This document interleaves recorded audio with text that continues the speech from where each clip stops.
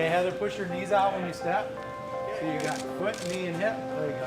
What we're doing today is we're looking at the athletes, looking at how they move, looking at different imbalances, flexibility, core strength, power endurance, so we can see where their weaknesses really are. We're gonna do some gas exchange with the cyclists, and Lucas will do a VO2 max test. We'll split you guys up into 2 groups. We'll do the cyclists and the tries. We're gonna push you to some degrees and put you in probably some scenarios and training environments you haven't done before. Go, kick it in, come on. There you go, you're 30 in. You got 30 left, last 30. Great work, stay right on that. Stay right on that pace, stay right on that pace. Yeah, I'm definitely used to just coming from triathlon, longer sort of efforts like miles and even 10Ks, half marathons. So to get the sort of VO2 level, all out efforts, and you just feel it in your butt and you're trying to push with your legs, and meanwhile you're just sucking for air, so that thing is tough.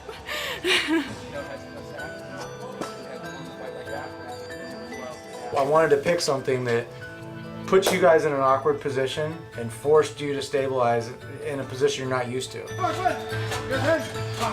6, beat it. 7, last one. Nice. Good work. I just want to see my lactate threshold baseline to keep steady and not be spiking up as much as it's been. And so I heard we got a good baseline, and the lactate stayed pretty even most of the way till the end. It was very good, so progress is coming along. So with the athletes today, we saw different results. You know, some of them showed really good peak power. Some of them showed better power endurance. We did see some athletes that needed to work on a little more core strength, a little more isolateral leg strength.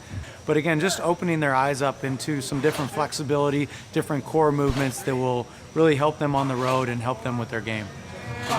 This is the amount of studies that have been done on core temperature cooling before exercise. So in the experiment, they did basically a slushie, which is 0 degrees C, and they did ice water, so just water at 0 degrees C. So same temperature, but the ice slushie had like a much bigger impact on performance. We also spent a lot of time working out hydration routines, heat acclimatization, and also nutrition routines. If you're doing like tempo stuff, it's like a group ride, or you're doing like tempo climbs, you could start drinking Prolong like right away. Mm-hmm. For us, it's about being that performance partner. So pushing the envelope, looking beyond just nutrition.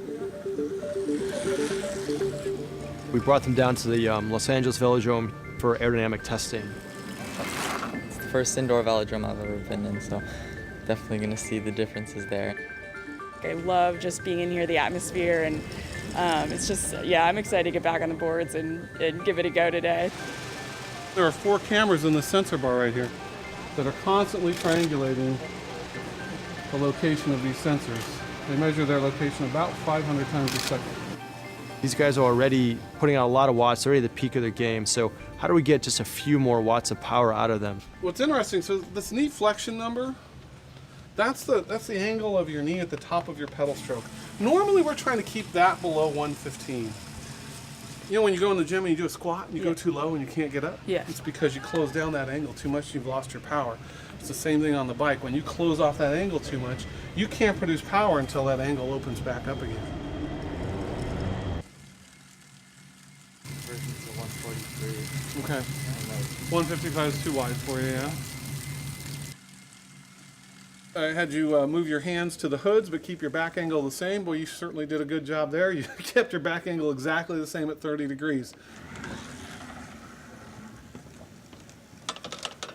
The past 2 days, just working with Herbalife, everyone here at the Velodrome, with Aerosports, everyone at Proactive, has been awesome. I think the biggest thing I learned here is just how much you can save aerodynamically and in terms of the energy output just with little tiny changes, even the position of your helmet, position of your arms. You might not think they're a big thing, but to be able to stay in that one position that's proven to be the most aero, and can you hold this for the full distance of a race? Back to regular. Back to regular. Feel on the bike is so important, and you know, you can get caught up in the numbers and everything, but the way you feel is the most important, because you're the one riding the bike doesn't ride you. And if it's the other way around, then you'll have issues. We just wrapped up a 2-day performance testing program with our athletes. This is going to help us determine their workout zones, and then we can coordinate that back to their personal coaches. We're going to do whatever it takes to help our athletes get faster. It's been awesome, and can't thank Herbalife enough for making this possible for us to do. I mean, come October when I'm 3 minutes up because of the little things we did now, it's huge.